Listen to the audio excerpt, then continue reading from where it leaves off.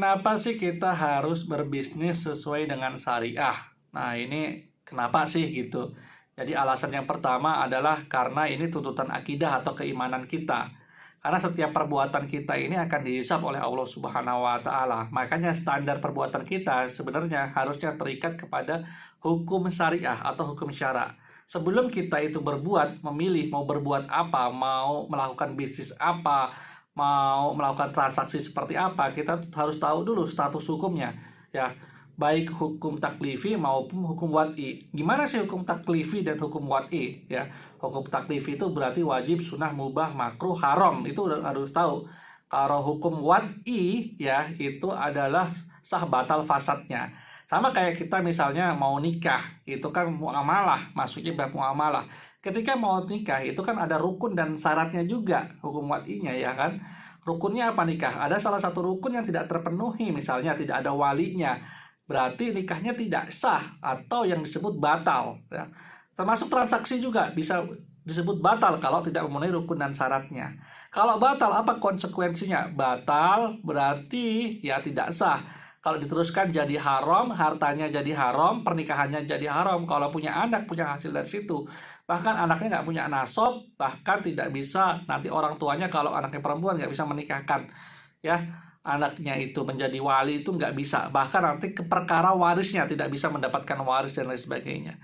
Itu kalau nikah. Kalau hartanya haram karena akad tidak sah tadi, ya artinya apa? Artinya tidak bisa disedekahkan, ditasarufkan tidak bisa. Ya bahkan semua ulama sepakat harta yang haram ini disedekahkan aja tidak bisa. Jadi kan eman-eman sudah berusaha sekuat tenaga, ya kerja keras, tapi gara-gara tidak memperhatikan akad yang sesuai dengan syariah, tahu-tahu ya bisnisnya menjadi haram, hartanya haram, disedekahkan saja nggak bisa, buat naik haji nggak bisa. Eman-eman ya, teman-teman udah kerja keras capek-capek hartanya tertolak ya.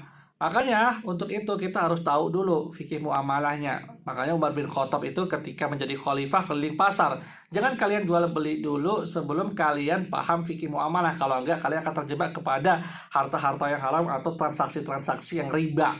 Gitu teman-teman. Jadi itu sih alasannya. Karena ini juga sesuai dengan Al-Quran menyebutkan bahwa أعوذ بالله من الشيطان الرجيم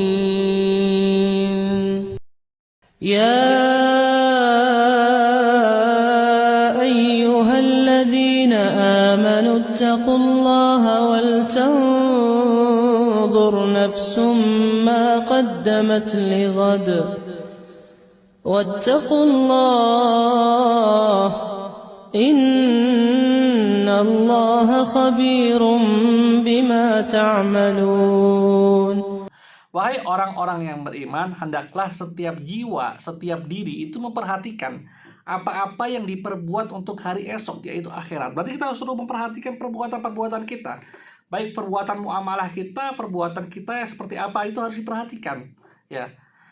Bertakwalah kepada Allah, takutlah kepada Allah, jalankan perintahnya dan tinggalkan larangannya. Sesungguhnya Allah itu maha teliti terhadap apa-apa yang kita kerjakan. Makanya kita harus senantiasa mengevaluasi diri kita, perbuatan kita ini sudah belum sesuai dengan syariah. Jangan bertransaksi dulu, jangan ikut asuransi dulu, jangan ikut koperasi dulu, jangan ikut obligasi, reksadana, dan sebagainya. Kalau ya belum tahu fikih muamalah, belum belajar dulu. Nah, nanti ketika kita belajar, apalagi fikih kontemporer, pasti akan ada namanya perbedaan pendapat, ya kan? Pasti itu. Kok yang satu ustadz bilang haram, yang satu enggak, dan sebagainya. Nah, kita sebagai orang yang muqallid ya minimal lah, kita mutabi lah, tahu dalilnya. Minimal menjadi muqallid mutabi, yang tahu dalilnya, tahu status hukumnya, tahu cara pengambilan hukumnya. Ya, minimal kita itu taklidnya jangan taklid buta banget deh gitu kan. Dan kita wajib mentarjih kalau ada perbedaan pendapat itu. Ya, kenapa kita wajib mentarjih? Karena kita akan memilih pendapat yang terkuat, karena beramal dengan pendapat yang lemah itu tertolak, atau pendapat yang sesuai dengan hawa nafsu. Ya, misalnya saya pilih pendapat ini aja deh yang membolehkan gini-gini, itu bukan karena kita mentarjih, tapi karena kita hawa nafsu aja, pengennya itu, pengennya mudahnya itu jangan seperti itu. Kita harus mengambil pendapat yang benar-benar terkuat, ya ada dalilnya, ya benar-benar kita itu berbuat tuh tahu tuh status hukumnya, Jadi bukan berbuat itu seenaknya aja.